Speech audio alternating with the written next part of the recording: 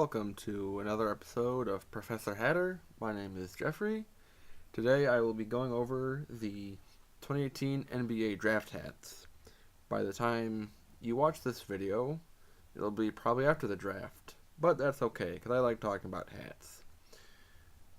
I'm on lids.com, locker room, and I highly recommend you join their Access Pass Premium membership. It's either $5 or $10 for the membership. And as you see, if you join, you can save 20% off of each hat purchase, which I like a lot. And you save a little bit more when you ship your hat, your order, to the Lids locker room stores for free. Save $5. So, that's my plug for Lids. Let's get on to the draft hats here. And as my laptop is being slow, in between I'll be bantering and talking about the current state of the NBA, the draft, and all of that. And you might hear my chair squeak in the background, so sorry about that. Anyways, let's look at the Bulls hat for the example. And as you can see, you have the pin up here and all the decorative patches on the side. Let's look at the pin first. So for the Bulls, it's Chi-Town, which is the nickname of Chicago. Pretty simple. A lot of the other teams will have the pin representing the city somehow in a nickname fashion. And as you can see on the side with the patches, there are four. Starting on the left side, there's the alternate logo or nickname or name to the team. For here, Chicago is the patch. You can see that it's the arch that is usually used for the jerseys of the away or alternate jerseys for the Bulls. On the top here you have 66, which is the year the team was founded. I like that commemoration, that gesture. And next to it is the initials of the team that you would see on the ESPN ticker or whenever you're watching a game on TV that shows on the scoreboard there. I like the flag insignia where it shows the city or state flag or country flag for one team. This is a nice homage representing the city where you play at. For Chicago, it works really well because the Chicago flag is so iconic. It's a very simple design.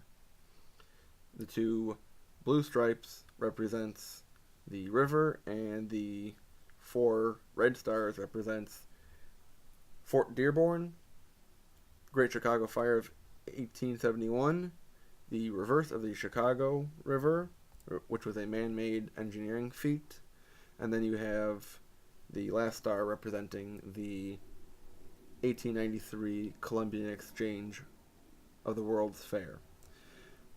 For some teams, the flag patch will work really well. For some other teams, it'll just be kind of awkward, personally. But we'll get into those later. So let's look at Toronto. They're the ones that have the maple leaf flag going for them, and the maple leaf pin.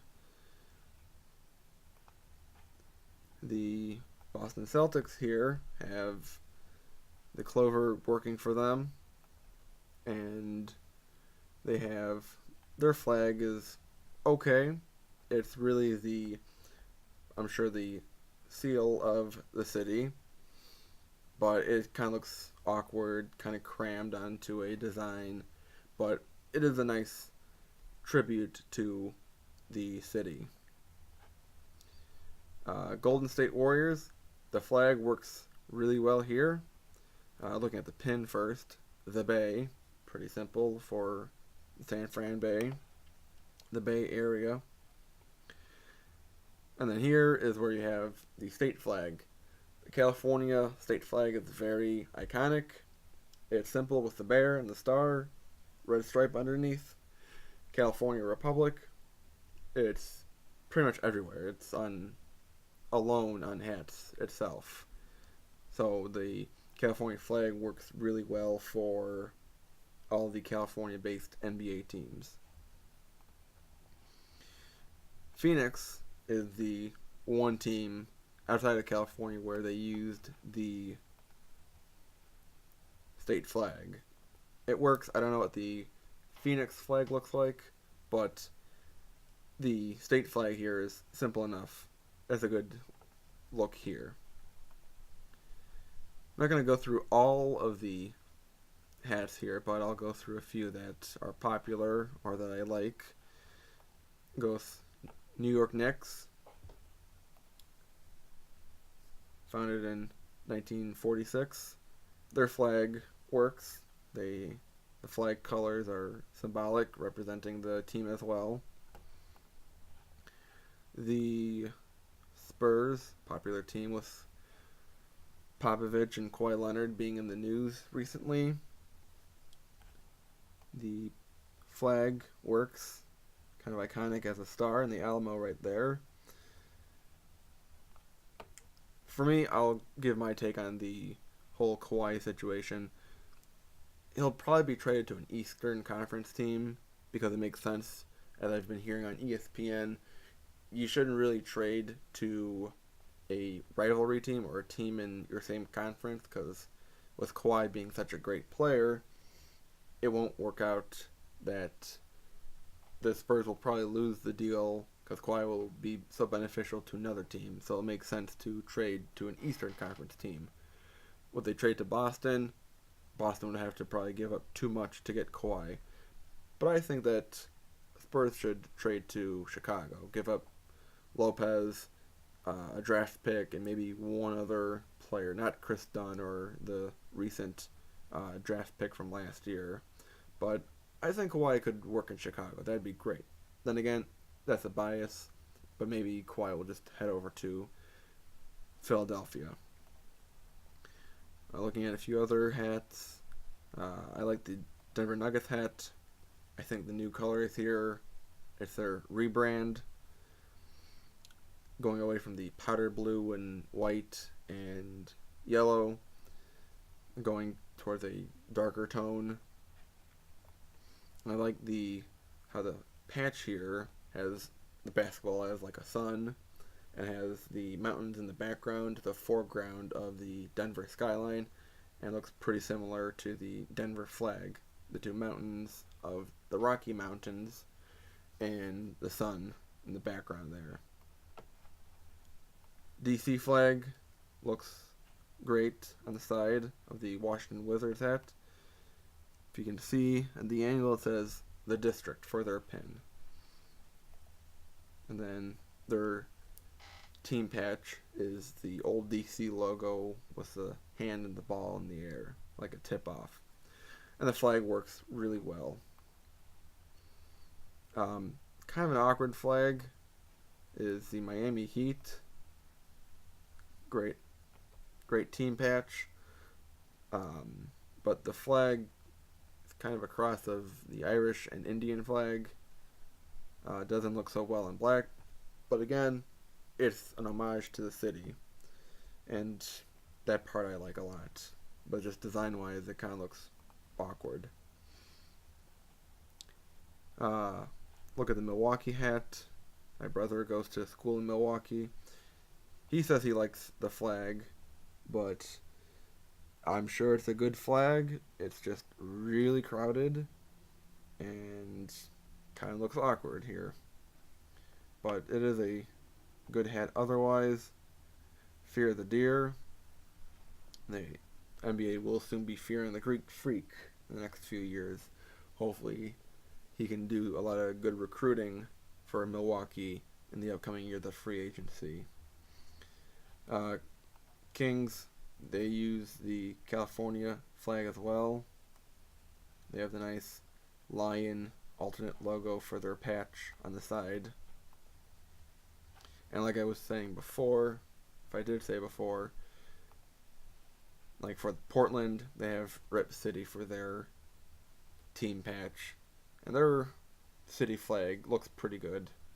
I can assume that the green is the land and the blue is the river. It's a nice design. It's not symmetrical, but it is simple, and I like it. Going across the pages here, I'll have to look for my Utah Jazz next. Right there. Jazz are my secondary team. And their pin, take note. Everyone should be taking note because this year the Jazz will be winning the Rookie of the Year for Donovan Mitchell, Defenseman of the Year, Rudy Gobert, and the Coach of the Year in Quinn Snyder. So the West should be taking note of how dangerous the Jazz can be in a few years. Not immediately, but soon, I hope. They have the Utah Jazz logo for their team patch, and their state flag, city flag, looks like that. Nice nature scenery. Let's look at the Hornets. They have a bright color hat, Buzz City. For their patches, the 30-year patch, they're celebrating this season, and their flag looks pretty nice. Nice seal in the middle, a little crowded, but pretty simple. Works with the color design too. I don't want to go through every hat, but a lot of these hats look good. I want to look at the 76ers. It's the youth hat, but it's the same design. I like the Liberty Bell pin on the top there, and the good old Ben Franklin secondary logo. I'm a history major, big fan of the Ben Franklin secondary logo. That's one of the hats I want to get. I'm not a huge 76ers fan, but I just like Ben Franklin on a hat. So I'm just going to keep looking around here while I talk about the NBA draft. Let me just get to the men's hats. So I'm looking here on the mock draft on Sports Illustrated. I have a feeling that DeAndre Ayton of Arizona will go to Phoenix. He'll be the first pick. He's a big guy, very athletic. He's been the hype man of the whole draft. And after that, I agree.